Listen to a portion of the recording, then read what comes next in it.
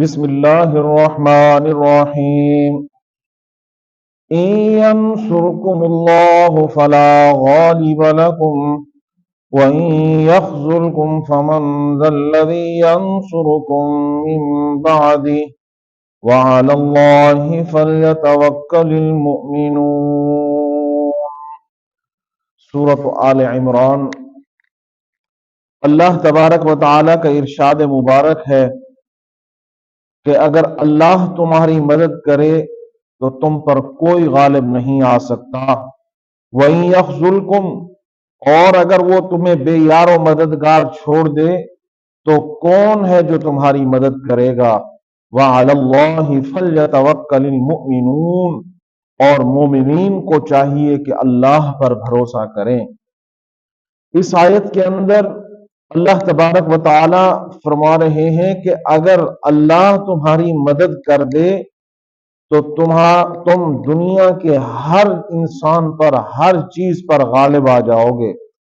اگر اللہ کی مدد نہ ہو تو کوئی تمہاری مدد نہیں کر سکتا، کوئی تمہیں غالب نہیں کر سکتا اگر اللہ کی مدد نہ ہو۔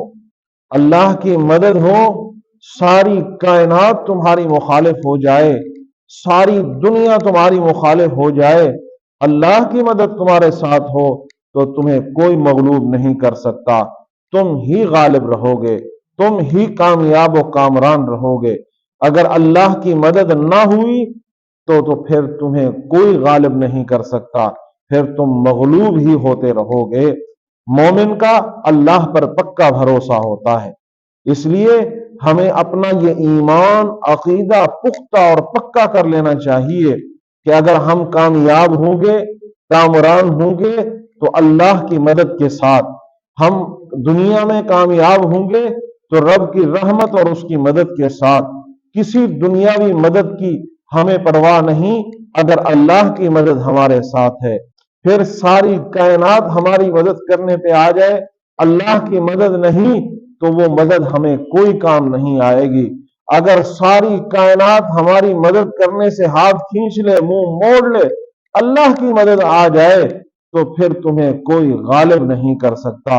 اسی لیے اللہ نے فرمایا کہ مومن کا اپنے رب پر پکا بھروسہ ہوتا ہے، اس کا یقین و ایمان رب پر ہوتا ہے، اسے یقین ہوتا ہے کہ میرا رب مجھے تنہا نہیں چھوڑے گا، میرا رب مجھے کبھی بیکار و بے یار و مددگار نہیں چھوڑے گا، میرے ساتھ اللہ کی مدد ہے، اللہ کی نصرت ہے، میں ہی کامیاب ہوں گا، میں ہی کامران ہوں گا کہ رب کی مدد ہے۔ وہ ایسی مدد ہے جو مدد کو مدد دینے والی ذات کی مدد ہے، سارے کائنات اس کی محتاج ہے، اس کے مدد کی طلبگار ہے، اس کو کسی کی مدد کی ضرورت نہیں ہے۔ تو اسی لیے اللہ نے فرمایا ان ینصرکم اللہ، کہ اگر اللہ کی مدد تمہارے پاس آ جائے تو پھر تم ہی غالب رہو گے، تم ہی کامیاب و کامران رہو گے، کوئی تمہیں مغلوب نہیں کر سکتا۔ تو اسی لیے ہمیں ہر وقت اپنے رب کی مدد کا طلبگار رہنا چاہیے۔